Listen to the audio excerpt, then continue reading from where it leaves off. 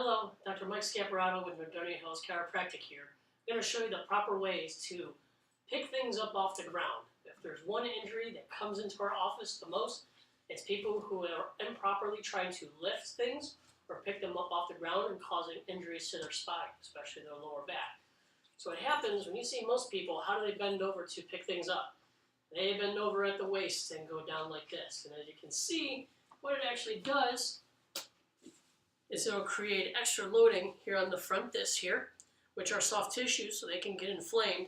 And then when they try to lift that thing back up, it can actually irritate these nerves coming out the side here. It can cause these muscles to go into spasm, cause a lot of pain. That's when you see the people walking over, completely hunched over at the back.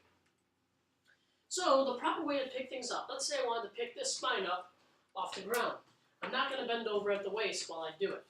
What I will do instead is, if my knees and my hips will allow it, I will crouch down into a crouching position, pick up the object, and use my legs, which have the largest and strongest muscles in the body, to stand straight up with the object. Now, I know some people have a bad hip or a bad knee, so what do?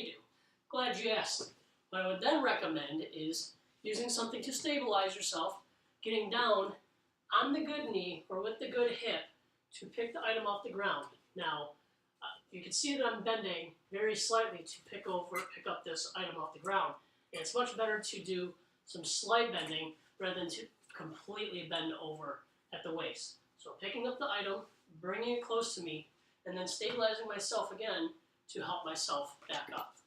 Now I understand there's also some people who have two bad knees or two bad hips, and they say, okay, well I can't get down on one knee, what do? We have a solution for that as well. When picking something off the ground, you use something to stabilize yourself. And using the bad leg or the weakest leg as a pendulum, bending over, lifting that leg to its a counterbalance to help you pick that item off the ground.